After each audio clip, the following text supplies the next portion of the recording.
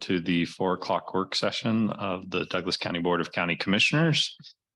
Today we'll have a study session and our guests are Bert Nash, who will be talking about financial evolution, which sounds like a mutual fund company to me. So I'm excited to understand as we work through this. This is a work session. We do not take public comment at our work sessions, and we have no action after our work sessions. If you do have public comment on what you hear at our work session today, we invite you to our 5:30 business meeting. And with that, I will turn it over to County Administrator Sarah Plinsky, and Sarah will introduce our guests. Thank you, commissioners. I want to thank Bert Nash for being a part of this work session today and their work to get us this far. Really, our goal here today is to talk through, there's been some changes in the county's funding for Bert Nash. Plus, there's been lots of changes in Bert Nash's funding related to the CCBHC process. And in advance of our 2024 budget process, I'm hoping we can give perhaps a little bit of guidance to Mike Miggs, Chief Financial Officer, right? And get their title right, Director, okay, for Bert Nash for the submission of their budget forms. So this is kind of a welcome to budget. We're now officially in budget season. So with that, I turn it over to Patrick and he can introduce, and Stephen O'Neill, our Chief Operating Officer. Sarah, thank you.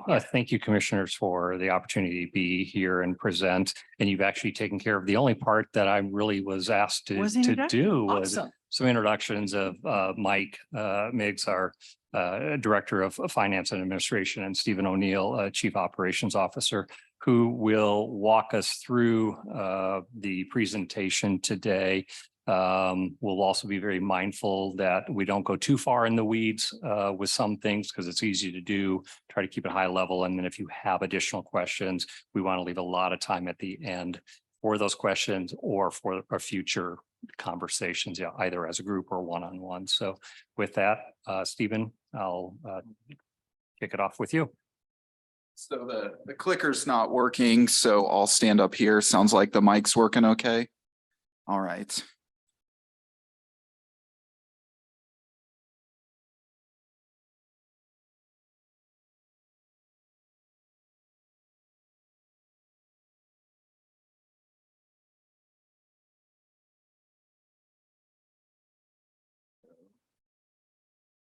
All right, I'm Stephen O'Neill. I'm the Chief Operations Officer at Bert Nash, and my colleague Mike Miggs and I are going to walk you through a few slides to provide some information that hopefully facilitates a lot of discussion further on in the study session.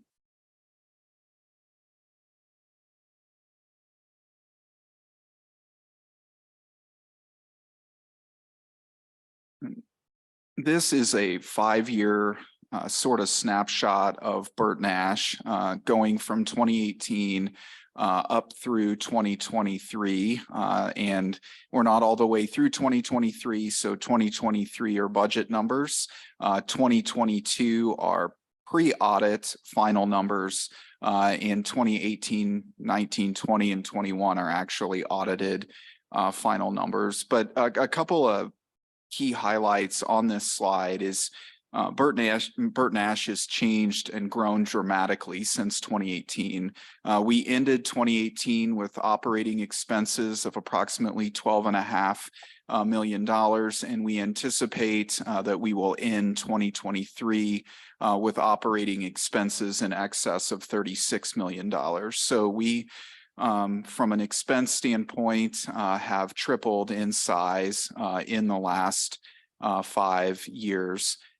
On the revenue side, the vast majority of that is tied to fee for service and net fee income. You'll notice that in 2018, we had net fee income of $5.2 million, and in 2023, we're expecting net fee income of $20.5 million. The vast majority of that is tied to state Medicaid funding in the CCBHC model, but it is also attributable to an intentional effort on Bert Nash's part over the last several years to expand the number of commercial payers that we are contracted with.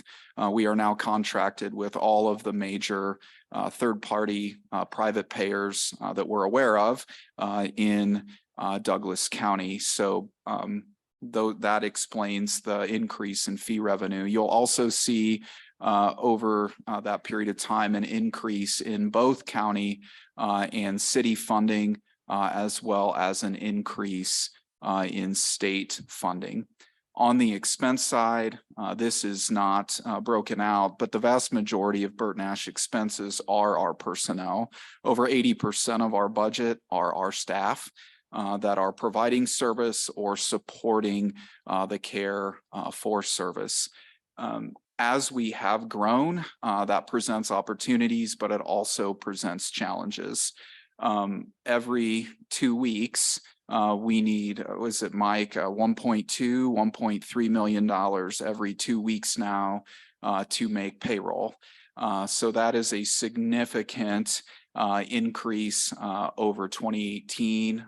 The amount of reserves that we need to accumulate has increased, but clearly it has resulted in our ability to impact more Douglas County community members, expand the number of services we provide, as well as take better care of our Bert Nash employees through compensation and benefits. Mike, do you want to add anything here before I move on?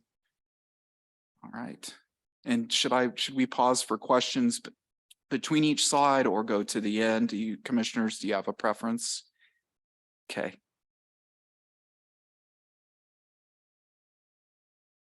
This is essentially the same thing, but in chart form. We find some of the consumers of our financial information like the spreadsheets, and others do like the more visual representation. And this is revenue over expense over that same period of time. You'll notice that it seems like every other year we will have a loss and then a surplus year. Last year we had 2022 was a significant loss year for us.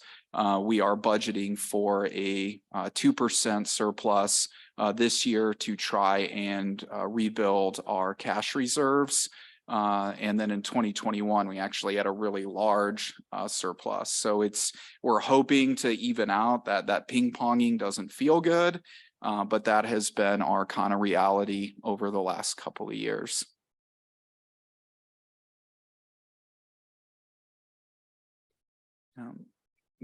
We have talked some about CCBHC before, and that's not the focal point of this presentation. However, CCBHC has been such a dramatic driver of our finances, especially since July 1st of 2022. That's when we became a provisionally certified CCBHC. Eligible CCBHC services at Bert Nash, it's actually 90 to 95% of what we do is considered a CCBHC service. And that would include psychiatry, therapy, all of our crisis services, and most community-based services. There are a few carve-outs from the CCBHC model that are paid for separately by the state Medicaid plan. And those include some one-on-one services that take place in the community called attendant care and psychosocial individual. And then the SED waiver services. The SED waiver is a special Kansas program. Other states have waivers too, but in Kansas, it allows for a child to be Medicaid eligible on their income. Yes, SED and describing it makes me uncomfortable because I don't like the language, but it stands for severely emotionally disturbed, and it refers to a child. So it's really hard for me to refer to a child that way, but that is the terminology that we have. But if a child meets certain diagnostic and functional criteria, they can qualify for the state Medicaid plan on their income, not their family's income. So families that otherwise wouldn't be eligible for these services are able to receive them. And that's a carve out currently from the state CCBHC program. So vast majority of what we do is CCBHC.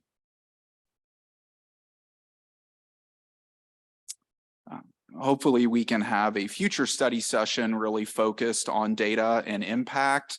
But one of the things about CCBHC is it really drives Bert Nash towards excellence. It increases the expectations that we have to provide services for the community. We move really beyond mental health to behavioral health, inclusive of substance use treatment. We have 23 federal accountability indicators that we have to be accountable to.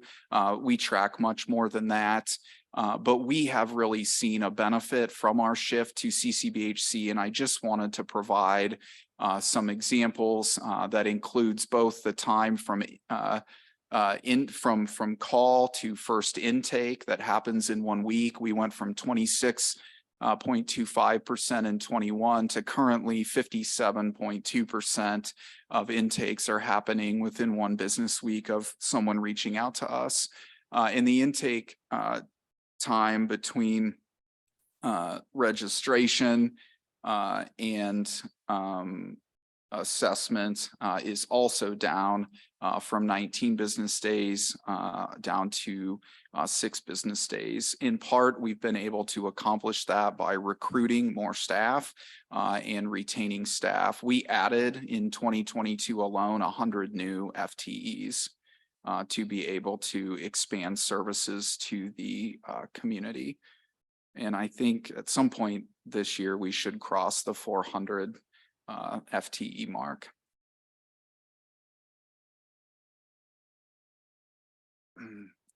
When we talk about how CCBHC has changed us financially, that's because of the prospective payment system.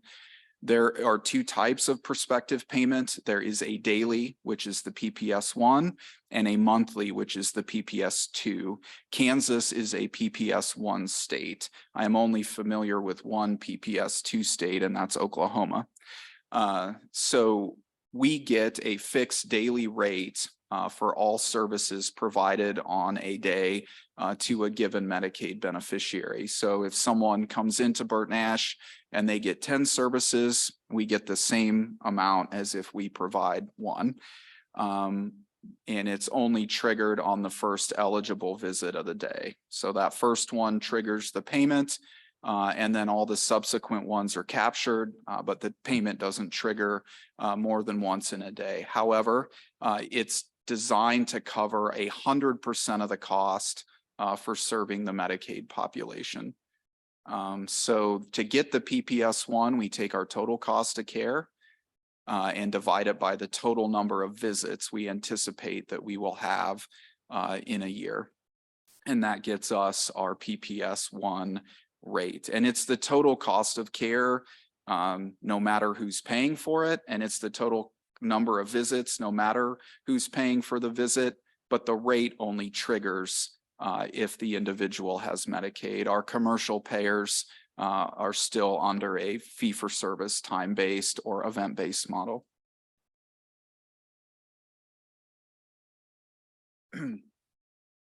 One of the things that we thought would be helpful for facilitating discussion moving forward on the county's significant and strategic investment in Bert Nash is providing you with some information on what our funding sources are and what's paid for and what's not. So now that we're in a CCBHC model, 100% of the cost of serving the Medicaid population is covered through the state through that CCBHC Medicaid model. That should say non-CCBHC Medicaid services. I apologize. We do still have some Medicaid services that aren't qualified as CCBHC. Those are still time-based, but we do get reimbursement for that. and commercial insurance pays based on the individual's plan design. We'll have a little deeper dive into this on a future slide focusing on commercial insurance, but our most significant challenge currently is actually with the commercially insured population for a variety of reasons. What is not paid for outside of the state and the county is the cost of serving the uninsured and underinsured. The cost of their care factors in our PPS rate, but the payment doesn't trigger. So there's no mechanism outside of our county funding and some state funding to cover that cost. We estimate that 16% of CCBHC visits are attributed to the uninsured, and that is approximately 13% of provided services. Just a reminder, a visit is the first service on a day, is what distinguishes that from the rest of the services. Also, deductibles, coinsurance, and services not covered by the individual's plan, such as community-based services. So we work with a lot of individuals where their insurance will cover psychiatry or outpatient therapy, but it will not cover, for example, community-based case management or certified peer support, services that the Medicaid population gets reimbursed for. Many commercial payers, most commercial payers do not cover that cost of care. We're also seeing an increasing number of high deductible insurance plans and individuals having to hit a $5,000 or $10,000 deductible before their insurance will pay a portion of the plan. And then again, we put charts trying to compare where we were in 2018 to kind of where we are more currently to show you kind of our funding mix and our revenue mix. And it's hard to see on this slide, at least it's hard for me to see where I'm standing, but from the top circle to the bottom circle, you should see that yellow or gold line is our increase in fee for service revenue. So you can see how that has changed over time. Next, we wanted to kind of highlight the county's investment in Bert Nash. And we took a snapshot in 2018 and we took a snapshot of 2023 to kind of illustrate how the county has invested in Bert Nash over time. And you can see the funding increase there from 2018 to 2023. And you can see things that we have things today that we didn't have in 2018, like a mobile team, like transitions.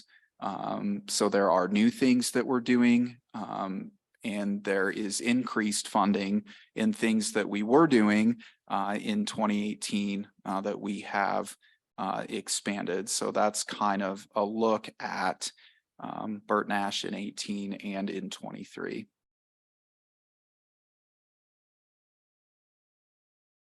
One of the other things that we thought would be interesting to share is look at our cost of care. So we did our cost report in May. We submitted it in May of 2022. And the cost report is the report that is done and filed with the state to determine our prospective payment rate. That report for us was prepared by Cohn Resnick, which is an accounting firm out of New York, but they're nationwide. And on the state side, they used Mercer to validate that report. But what it does is it allows Bert Nash to understand our true cost of care. So this was an exercise where we took the number of visits that we provided in 2022 by payer type, multiplied that number of visits by our PPS rate, and that gets us into our cost of care for that population. So you can see that There are areas where we're not even coming close to covering the cost of care on the agreements we have with those payers. What is excluded from this revenue is county funds, non-Medicaid state funds, non-Medicare federal funds, fundraising, and other grant funds. So this just looks at insurance and what insurance or an individual person is paying for service. So the $449,000 for the uninsured, that's revenue that was actually collected from the individual person who was receiving the service. 2022 was a split year for Bert Nash. We were only CCBHC for half of it. And that explains why the difference in revenue and cost of care exists on the Medicaid line. We would hope moving into the future that those would be equal.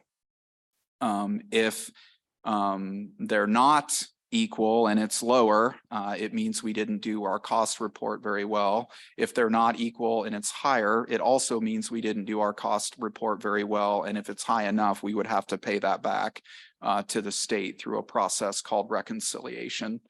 But you can see of significant concern is the gap in Medicare funding versus cost of care in commercial insurance funding versus the cost of care.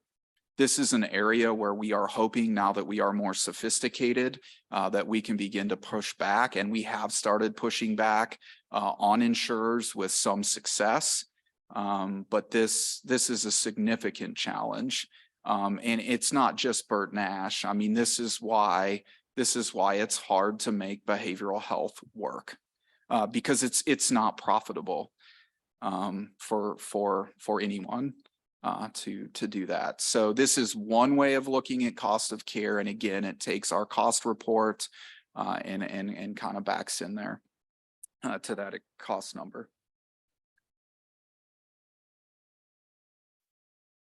So yes, Commissioner Kelly. So can you go back a slide? Because I'm just trying to process and make sure I understand. So what I see there under commercial is that the revenue that you received is just under $1 million, but your cost of care is $4 million, correct? Yeah, the cost of care would be 4.863 million. Yeah. Yeah. And so I think I heard you say at the end, like you're trying to hold those commercial insurance companies more account, trying to get them to pay more often. Who is covering that gap right now? Where are funds coming to cover that gap? So, we get state funding, we get county funding, we fundraise, we get other grants. We currently have a large federal SAMHSA grant. We have several large state grants. Sometimes it's folks that have commercial insurance that are trying to access services that aren't covered. For example, I have Blue Cross Blue Shield. If I needed case management or assertive community treatment or certified peer support, that's not covered by my plan. Those are some of the types of situations that we run into, and then woefully inadequate reimbursement, which we are addressing. Some do better than others. We have had more luck recently because people are running out of options. So the private network has moved away from insurance. They're frequently cash only, or maybe they'll select one of the better payers like Blue Cross Blue Shield of Kansas. But Bert Nash now is increasingly not just the only option for the uninsured, it's becoming the only option for the insured. And that's a significant problem and challenge far beyond Bert Nash. And if I may add, as Stephen said, this isn't just an issue for Bert Nash. It is across all of behavioral health, is specifically for providers such as Bert Nash, DECA. So the mental health providers across the country, the substance use disorder providers across the country. And even though there was supposed parity around making sure things are paid for, that hasn't really followed through very well. And it's actually one of the reasons CCBHC legislation got introduced, even though it really isn't meant to replace it. It understood that agencies such as Bert Nash are in a precarious position, and they had to have a better way of being reimbursed and account for what it costs to care. So, it's such a large issue nationwide with our healthcare system. So if I was in charge of Blue Cross Blue Shield, why would I pay more if I know that it was going to get covered somewhere else? I wouldn't pick on Blue Cross. Blue Yeah, Shield in that's particular, just for because an they're actually one of example. our better payers, Okay. but why would others? Yeah. That is part of the challenge. Okay. That is, and unlike a healthcare or traditional healthcare system that has literally thousands of codes in which to I shouldn't say bury expenses, but put expenses into that insurance company. So yeah, we'll just pay for that, where they then balance it out on the things they cut. I mean, if you look at your own healthcare explanation of benefits, I know for one of my prescriptions, it's like $500 or something, and the insurance company pays the pharmacy $20 and I pay 10 or something like that. So they do it in that way. We don't have that ability to spread it out across there, and they know that. The insurance companies know that. Okay. So it is that balance. And as a community mental health center and CCBHC, we serve everyone, and that's a requirement. Yeah. Commissioner Kelly, I think one of the things that's happening is insurance companies are running out of options, and they're facing a lot of pressure because providers are leaving their panels. So that addresses the issue, because what's going to stop it is if people push back and they say, I'm sorry, but we can't, we can't continue to do this. And let me add to that, and people being the covered lives more so, and the employers that purchase that more so than the providers, because of course we're seen as self-serving. But when their membership of 100,000 say, or 1 million, this is important to us, they have to listen much more than they do to us.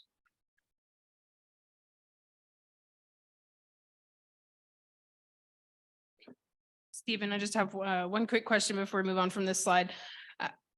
We could go down a real rabbit hole about healthcare in our country and all kinds of national solutions that might be available, or state solutions like Medicaid expansion that would help take the edge off. You mentioned that 2022 is a split year for you. Do you have any sense of how much that those gaps might close with the new CCBHC model? I know it's a little hard to predict, but do you feel hopeful that those gaps will close a little bit? The Medicaid gap will close for sure. And hopefully our commercial gap can close.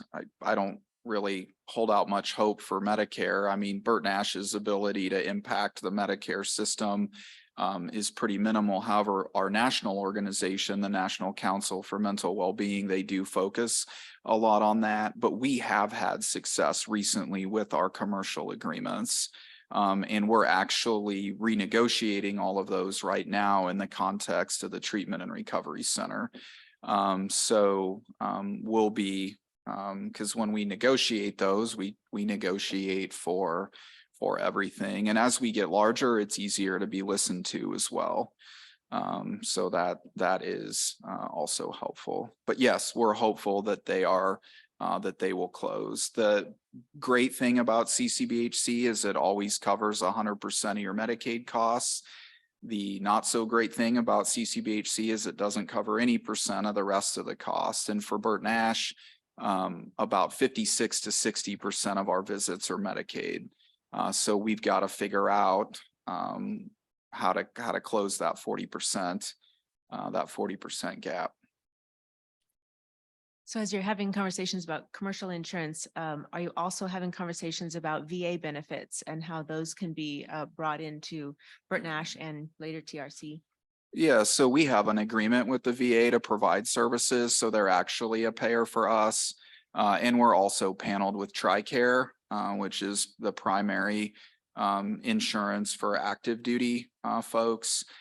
So we work a lot with the VA, and we have an agreement, a service agreement with them. So compared to other commercial insurance, how does that compare? I know it's not broken out as a separate category here. TRICARE pays the same as Medicare.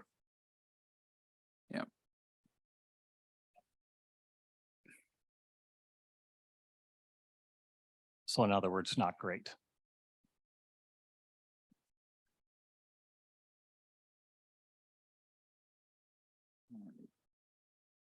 So to move forward, like the conversation around how to maximize local investments into the future, there were a couple, I don't know if you call them principles or concepts or points, but one is targeted versus broad investments.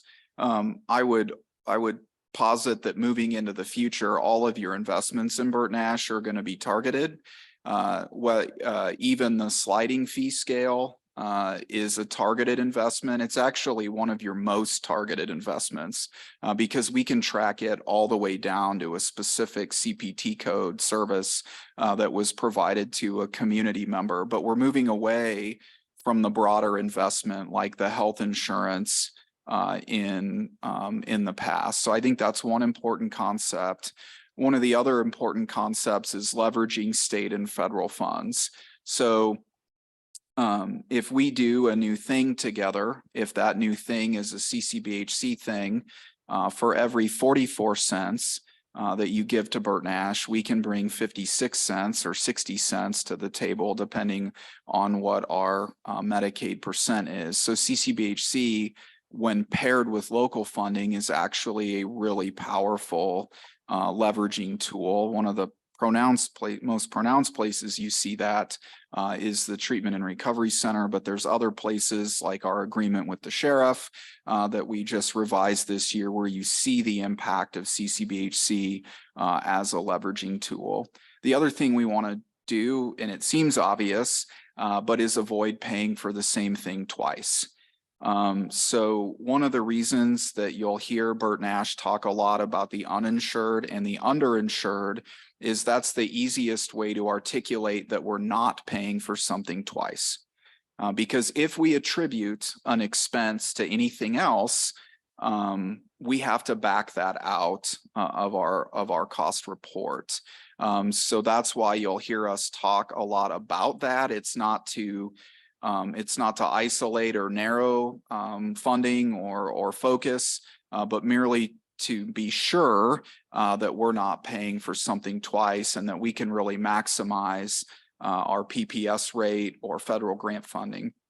One of the other things to consider is the risks of short-term and one-time grant funding. So Bert Nash was really fortunate to receive a $2 million SAMHSA grant. We've received several $1 million in targeted state funding that are 1 year or 2 years, or in the case of a AOT, assisted outpatient treatment, that's a 4-year investment, but they are time limited. So we need to think about what is the long-term sustainability for those. 2 examples would be the assertive community treatment team and the mobile response team. Those are 2 really good examples because even when folks are commercially insured, those are hard services to get a commercial payer to fund. And usually, like with assertive community treatment, there's a probability that we can get them on Medicaid, but they may not be on Medicaid when they start with us, or it may take some time. So those were some concepts that we wanted to put out sort of for consideration as Bert Nash and the county continue to evolve their relationship together and to maximize local investments. At the end of the discussion, I know Mike has examples of what we think this could look like in the future that he's going to talk about. But I think next, Patrick and Mike and I really wanted to have conversation and discussion and take questions now. And we even put 3 questions up here for consideration. And I'd like to sit back down, Sarah, but if I do that, should I leave the slide up or minimize the slide? Okay. All right.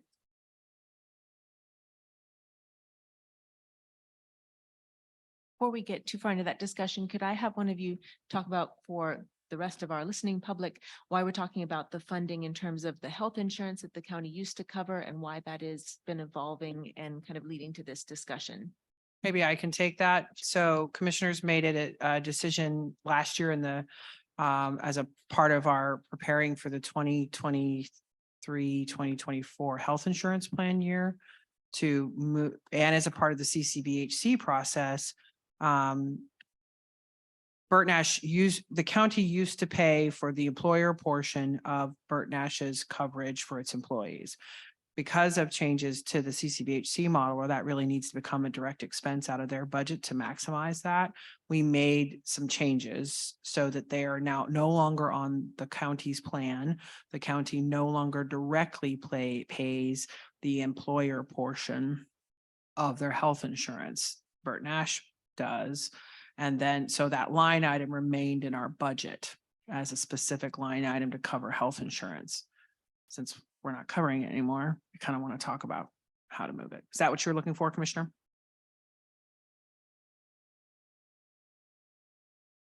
So what do you think of the questions?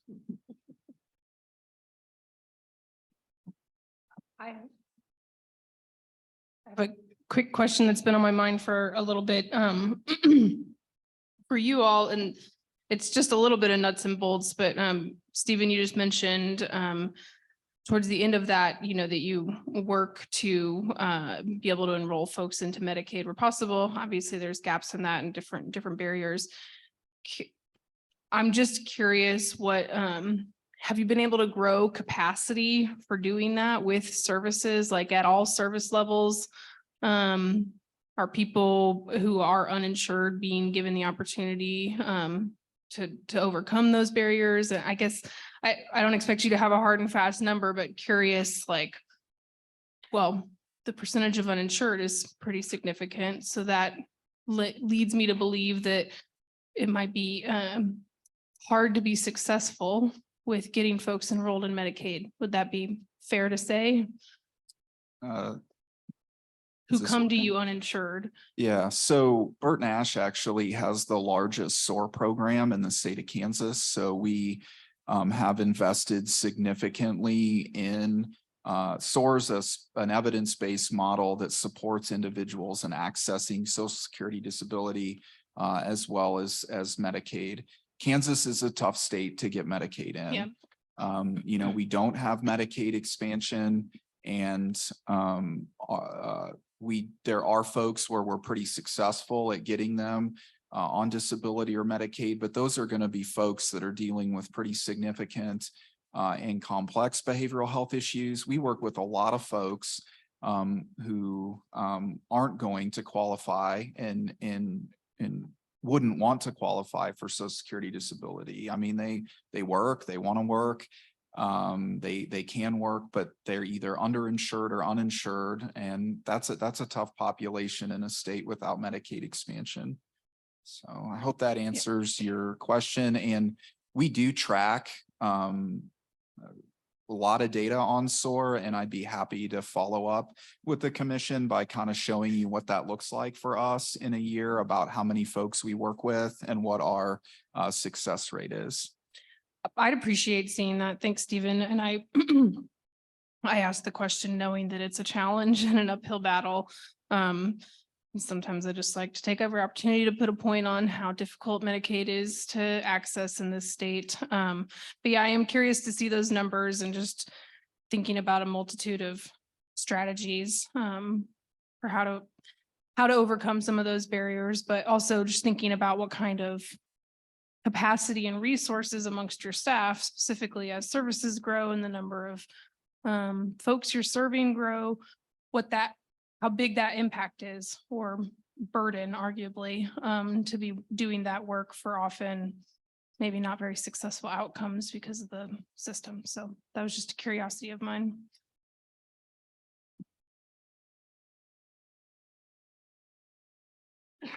I'm interested to hear how Bert Nash, what your community outreach is, so that you're, hearing what the community is saying about the services that they need, that they can't get access to.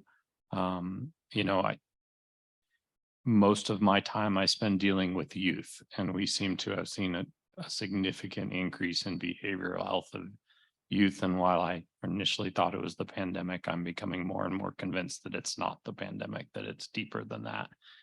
How do you reach out to consumers to understand what services are needed in the community? For me as a commissioner, I just share like that's helpful to hear, because you're working in those circles all the time. As we think about our targeted investments, we might have little spaces where we think like, we know we need more beds for behavioral health court or things like that. But are there areas that you're hearing, or just describe your community outreach work as part of like a needs assessment for our community? Sure.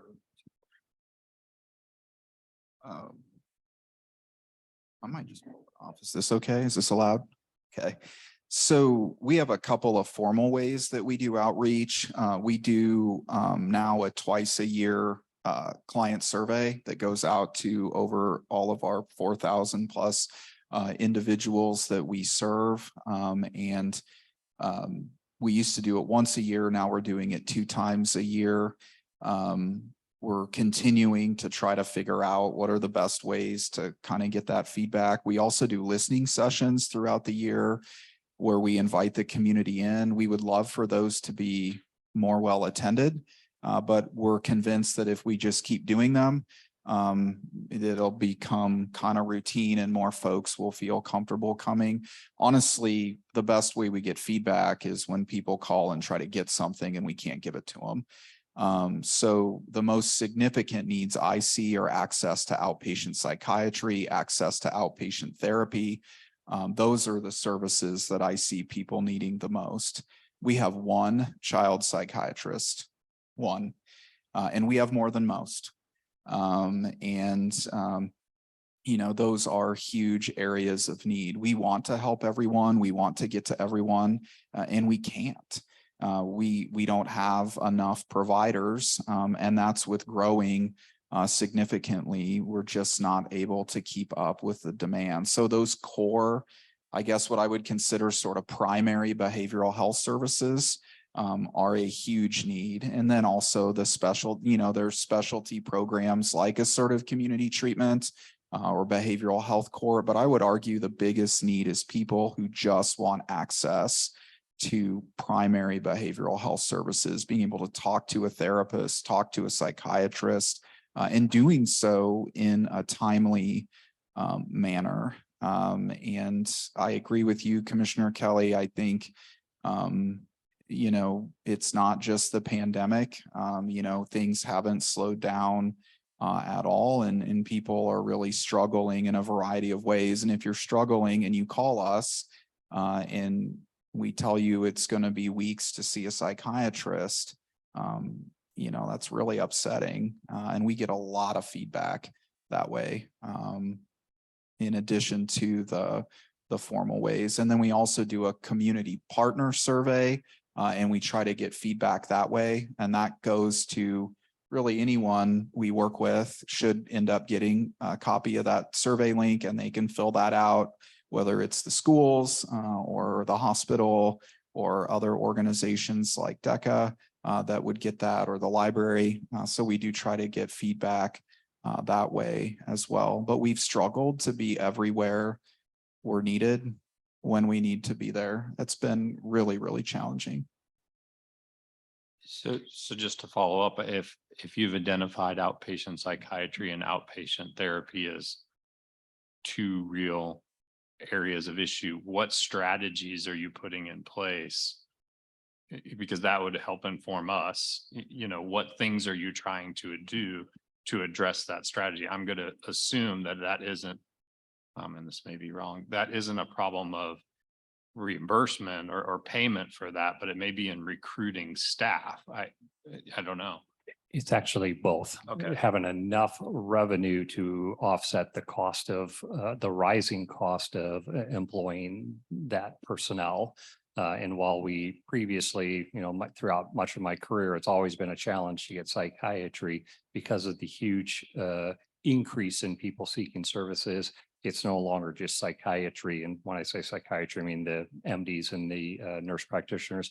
It is filtered into the therapy realm. As Stephen mentioned earlier, there are many private practitioners who no longer touch health insurance. It's 100%. Here's my rate. You pay it or you don't. And if you don't, I don't serve you.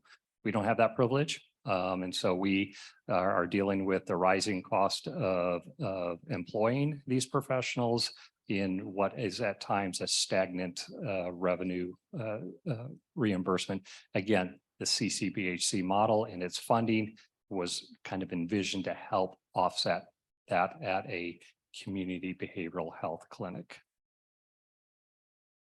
Well, just folks that are uninsured, if 16% of our visits are uninsured, if you multiply that by our total cost of care, which is 36 million, you come up with a really big number that's just folks that are uninsured. That doesn't include the uninsured or underinsured. We have tried a lot of strategies and have been successful. We added 100 new people. Our vacancy rate is 9%. Most companies would give anything to have a vacancy rate of 9%.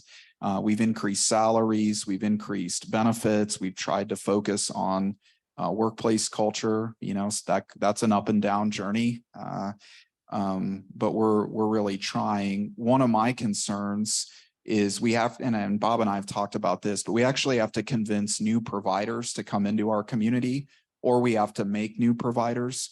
Bert Nash is able to pay really well. I think we now are the best payer in town if you're a therapist. Well, the problem is if all we do is hire somebody else's therapist, we haven't actually increased capacity in the community. And that's a big concern we have, is how do we get more folks to go into the workforce and come here and work and be a part of what we're building. And we have, we've added a lot of services, but at some point we've added services beyond our capacity to actually staff them and provide them. So, workforce is big, and then payment and reimbursement. So it is both of those things.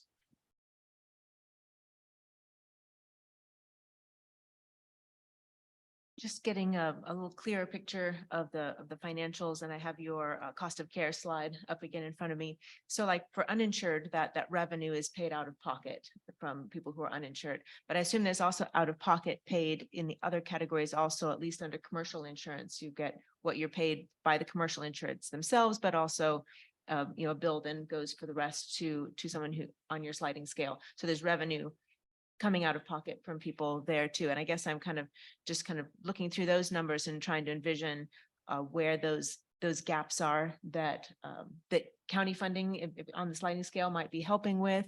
And I'm not sure if those are easy numbers to pull up, or if you can give me just an idea of it. Yeah. I mean, we can tell you exactly where each dollar of the county sliding scale goes. And it predominantly supports people that have no insurance. It does also support the uninsured.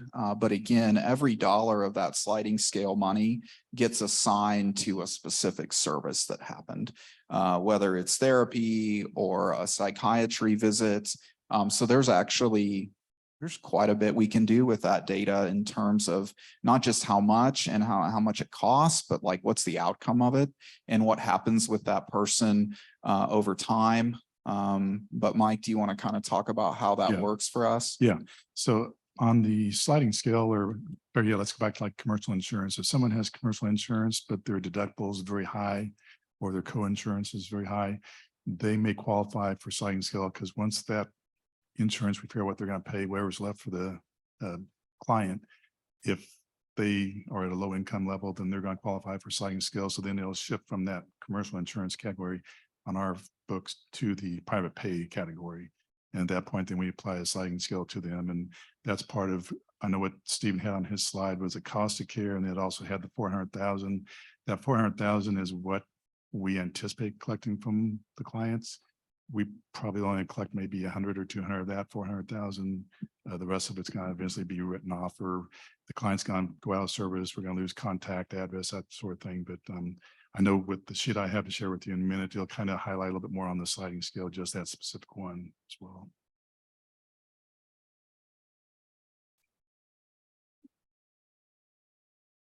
We've also added a very specific account that we are working on growing called the Nash Cares account, which is fundraised funds that would help an individual who needs that help. So we're chasing every opportunity to help offset the cost of care.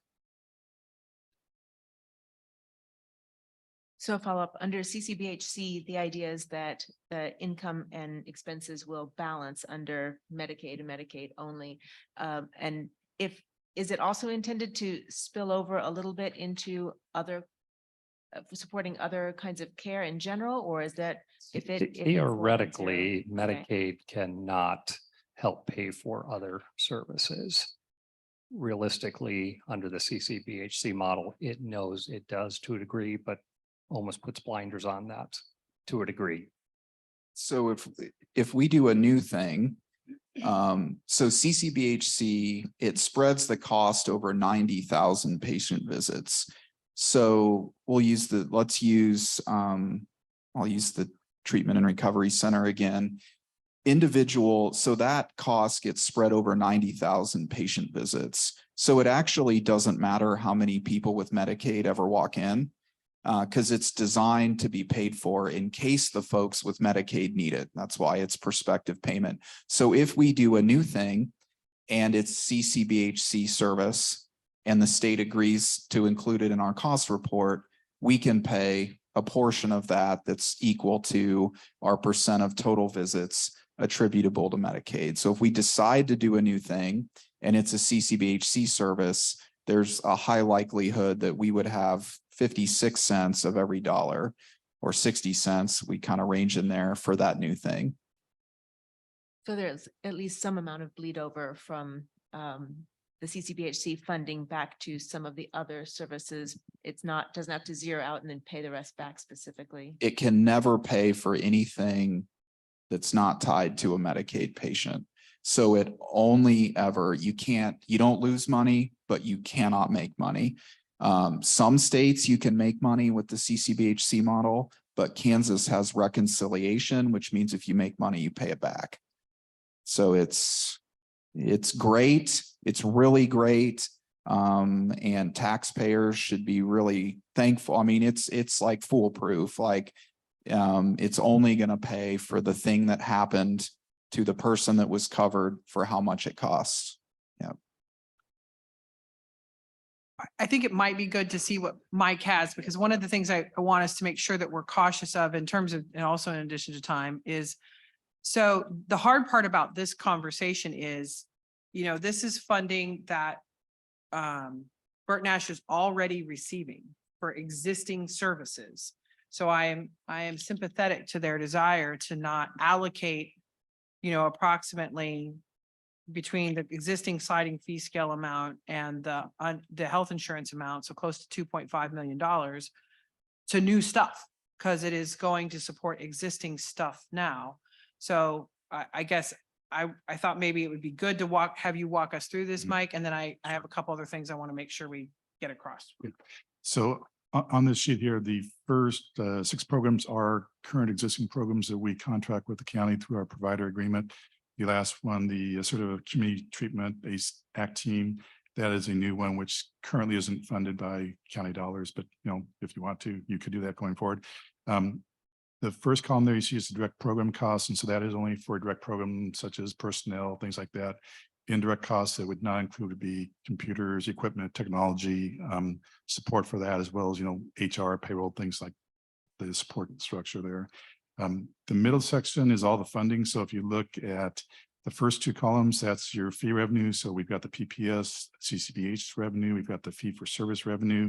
That middle section is grant funding that is going to go away. And so that is funding specifically mainly our SAMHSA grant, which ends in September of 2023. And so we know come 2024, we will not have those dollars anymore. The next column is other grants and funding. So that'd be all other grants, any other funding. RAP would be an example where we get some dollars from specific school districts who help support that program. The last column then obviously is the Douglas County funding, and that should match what this group here, adopted last year for the 2023 budget and what we have in the provider agreement currently. So the total of that, the 2,559,000, and then on the far right-hand side, the 1,685,000, which is the health insurance, the employer portion. Those together combined are what is in our provider agreement, what we're reimbursed for. So the column that's highlighted, that basically takes the direct cost of the program, nets out the funding. It does not include the funding is going to go away, that grant dollars going away. And so you can see the gaps there. And then we kind of the 1,685,000 said, here might be some areas you would want to target. So you can see there, we're taking sliding scale being one where right now we're projecting it'll cost a little over 2 million. We received 970,000 currently. In this case, we're recommending an additional 800,000 towards that sliding scale. It's not going to cover all the gap there, but it would cover a large chunk of it. And again, these are just recommendations, but something to give you an idea of maybe where the gaps are and where you might want to allocate those insurance dollars going forward. Mike, I want to make sure I understand what you just said there. You had me till the end. Yep. And then I got a little lost, and I normally follow you pretty well. Uh-huh. So let's take the top line, medical services, psychiatry. What you're saying is that deficit of $447,831 is, what columns, I guess, are included in, I mean, Yeah. they all come into that, and that might help me say So that part the- again. Yeah, so the direct costs here, the 2.6 Yep. million, if you net out all the middle section, with the exception of the grants that are going away, like the 115,000 will go away in 2023. So And the Douglas County funding? the Douglas, no, just the grant column in the middle says grant funding going away, That the one. 115,000. Otherwise, everything else, the 1,000,005, the 368, the 50,000, and the 320,000 that Douglas County provides. All those funding sources subtracting the program costs leaves that 447,000 Okay. gap. Yeah, So then your targeted funding ask of 225,000 is just a way to divide out the 1.6 million on health insurance? correct. Yeah. Okay, got it. It- So it- it's not the 225 is not necessarily tied to the 447,831. no, It would help offset. It would help offset it, but Yeah. it's not like it's some sort of, I was trying to think if I was trying to do the math to get to 225 in the other columns, and I'm not. No. Okay, Yeah. Just that column is kind of show you where that gap Great. is and where you might, and then the last one being where you might want to redistribute the 1.6 towards that area. great. And to give you an idea, that middle column there where the expected surplus deficit's 3.2 million, we're covering that now with 1,685,000 of that gap. The other difference would be the state, because the state funding is not in here. It's not specific by program. It's more at the SPMI level. And so it would be spread out amongst all these programs. But in other words, obviously we can't operate the center for very long at the deficit at 3.2 million. So between the state and then the 1,685,000 is what makes us whole with that. I appreciate you walking us through that. I think that is helpful. I think the other thing that I don't think we're going to get to tonight or today that I think would be worthwhile talking about, as Commissioner Kelly said, I think there's a few things here and there, access to transition to beds, for behavioral health court, some things, a little bit of work around RAP at JDC. So there's a few things around the edges that I know staff has been thinking about, but to try to come up with a way to allocate $1.7 million is a lot. One of the things I thought that might be helpful is, in terms of just going towards the sliding fee scale, I think some conversations about, what does that sort of, as the community mental health center, I think there are some things that, might be helpful in that regard in terms of sort of accountability that we've talked about, sort of, and KPIs and performance measures that you guys can report sort of on the system as a whole. And one of the things that, we kind of talked about, and so I think that would also help us sort of feel like we're tied to that sliding fee scale portion. In addition to that, I think one of the things that I know that the commissioners have heard from judges, some of it is just things like you all get sent a lot of referrals for assessments, out of the court system. And, sometimes they don't want services, but they need an assessment. And so I don't send them to a private provider. We send them to our community mental health center. So I think, are there some things around that, what I would call sort of as the public service provider in that space that are sort of implicit in what you already do, not necessarily new things, but are sort of part of the value taxpayers are receiving for their investment in sliding fee scale. See what I'm sort of thinking there? Yeah, actually, before I pull the thread on that, I do want to, there are two programs on here that are a little, not squirrely, but a little different from a CCBHC standpoint, and that's transitions and RAP. Transitions is very little of that is included in the CCBHC model. Right. So that's an important, I think it's, I should have brought the list, but it might be 90% non-CCBHC, 10% CCBHC. RAP is 50% CCBHC, 50% non-CCBHC, which means that CCBHC pays for 56 to 60% of 50%, if that's confusing enough. Those are a little different. But Sarah, I do think there's a tremendous amount of opportunity to enhance KPIs for all of these programs. Sliding fee, for example, that's one of the most targeted investments that you're making, and the accountability we can provide you on that is pretty tremendous in terms of the client level outcomes over time. And that would be true for any of the areas that you're funding. We could report on things like how long, access to care, how effective is the care, in addition to how much it costs and how much is delivered. Our people's lives improved as a result of the county investment in the community mental health center, I think is what we would want to be accountable to in some of those areas. And I agree, it would really help tell the story and help enhance the partnership. And if you view the county like on the sliding fee scale, if you compare the county to a Blue Cross Blue Shield or a Cigna, those are all things that Blue Cross or Cigna is going to be interested in. What are the outcomes that we're getting for the investment? So I agree with that, and we'd be excited to kind of expand without being overwhelming what we would report. And Bob and I have talked about different ways that we could do that and leverage county staff to sift through some of that to bring to the commission, because Bob has seen some of what we've done through our transformation, but it's an overwhelming amount of data that we are collecting. But I don't know if that addresses your thoughts, Sarah, but I think that every dollar you spend at Bert Nash, there should be a KPI and accountability associated with that dollar that the public can see.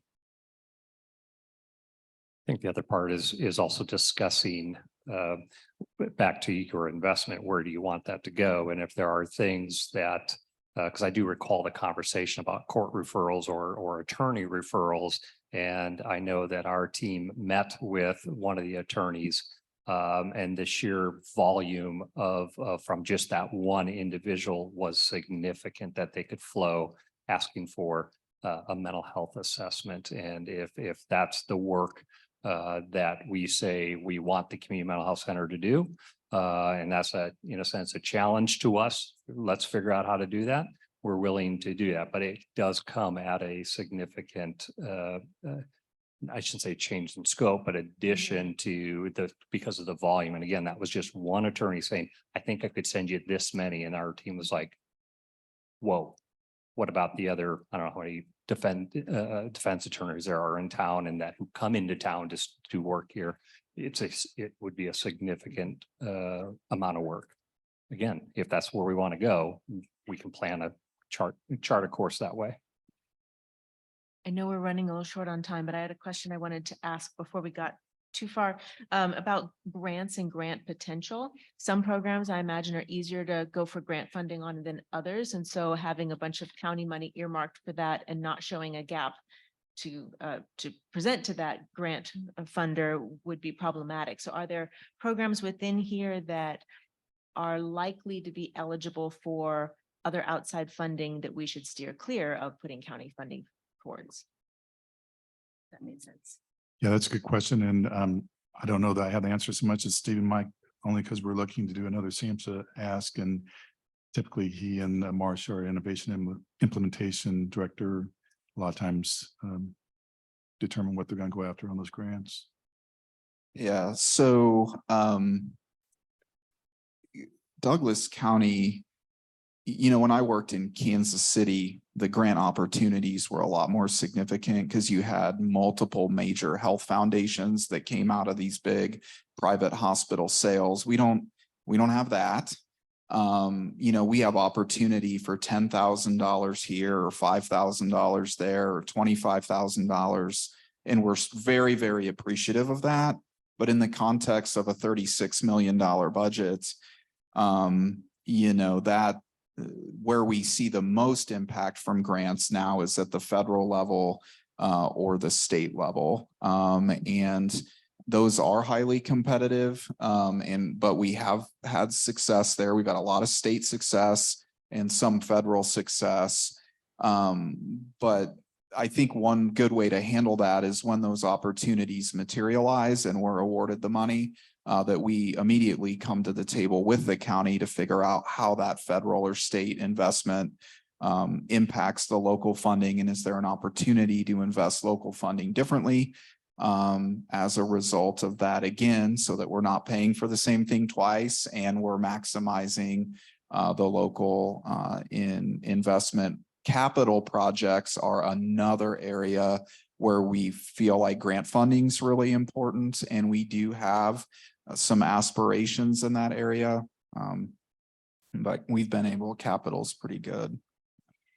So of the 330 odd thousand of grants that are going away, and then the $714,000 of other grants or other funding. So not all of that would be grants. Some of those are other opportunities. So that's kind of what I'm looking at, is there are some larger dollar things like under mobile response, like 367,000. Yeah, so that's state funding. We have a multi-year agreement with the state to provide mobile response is what's included in that line.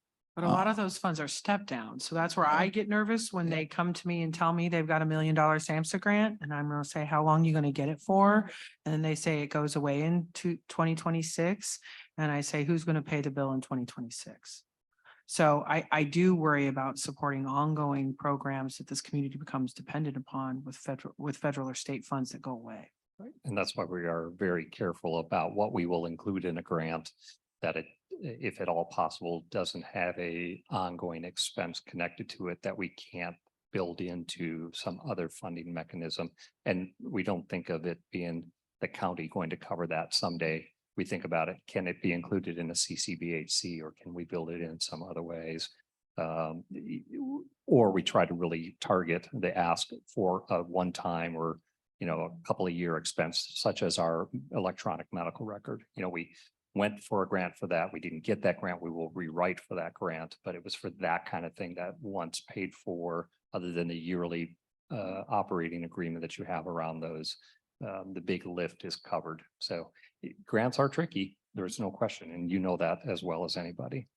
And I think the ongoing discussion as we decide how this 1.6, if that gets allocated to different programs, I think understanding the trajectory of some of those other funds will be helpful to be able to do the most good without also hampering other efforts to bring in additional funding elsewhere. Yeah, and that's, I think, as Stephen's saying, when we hear about those or when we're awarded those, we come to the table quickly and say, okay, here's what it's going to do.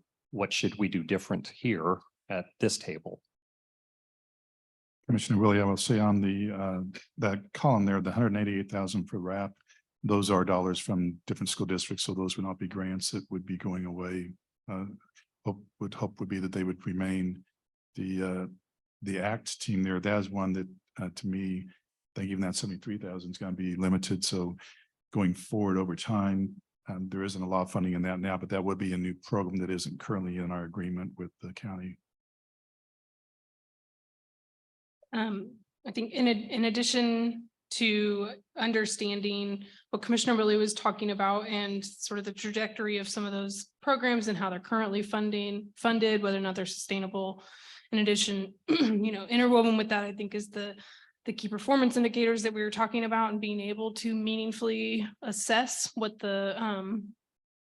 what kind of value that we see for those dollars. I'm interested in, especially as time goes by, understanding the services that are non-CCBHC qualified. So even with the Medicaid population, since that's a significant portion of your folks, things like you mentioned, maybe not case management as part of that, but some other, community-based services, the SCD waivers.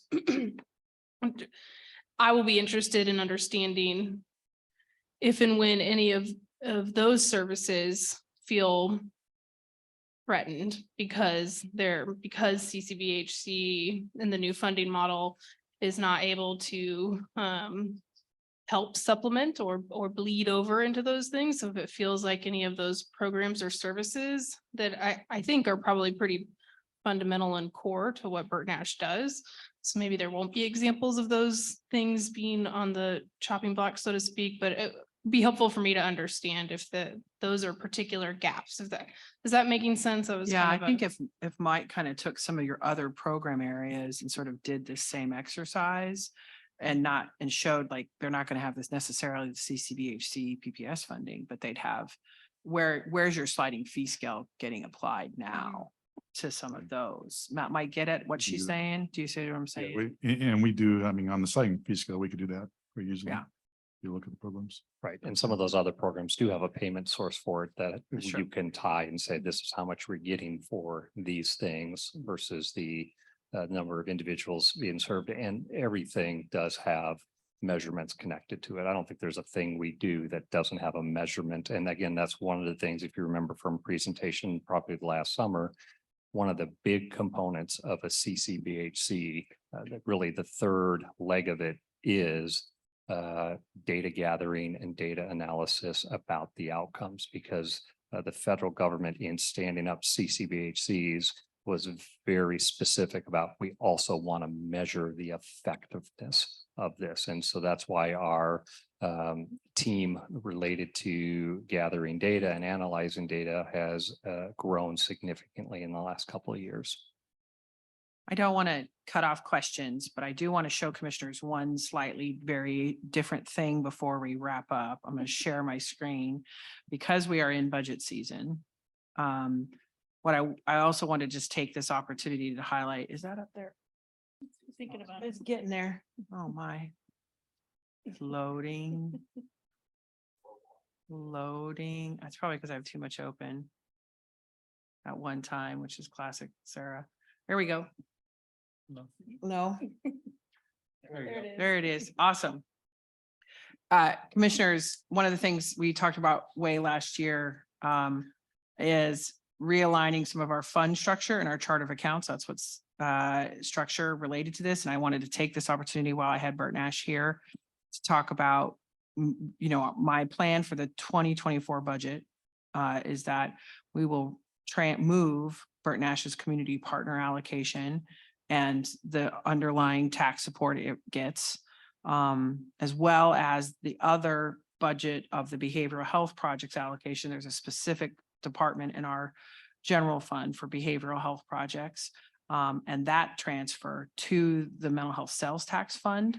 So trying to combine all of our behavioral health work into one fund to better illustrate the work that we're trying to do. Commissioners are very familiar with a very complex spreadsheet that is included in their budget book each year that tries to highlight the general fund spend towards behavioral health and the sales tax spend for it. And it is a cumbersome manual process that we do off of our financial system, and I can't sustain it. We did it for a while till we were trying to get all these things set. So this 2024 we're building out our chart of accounts and our fund structure to accommodate this work, which means that we will have a general fund transfer supported by ad valorem tax dollars, property tax, into the mental health fund, what I'm probably going to call the mental health fund, as opposed to the mental health sales tax fund. So it will also receive sales tax and property tax funds, and it will combine all those funds together. The rest of these you don't need to worry about right now, but this is also the rest of the chart of account work that we're trying to do to get ready for the 2024 budget. so I just wanted to take this little moment to highlight that it's gonna, for the commissioners that are used to seeing the budget, it's gonna look a little different. And for Commissioner Willie, it's gonna be all new.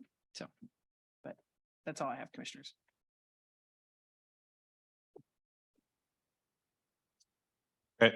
Okay. Sort of reached a time boundary here. We have about 15 minutes before our meeting and we do like to take a little break in between. So we thank our guests for joining us today. Hope we gave you some feedback that's helpful.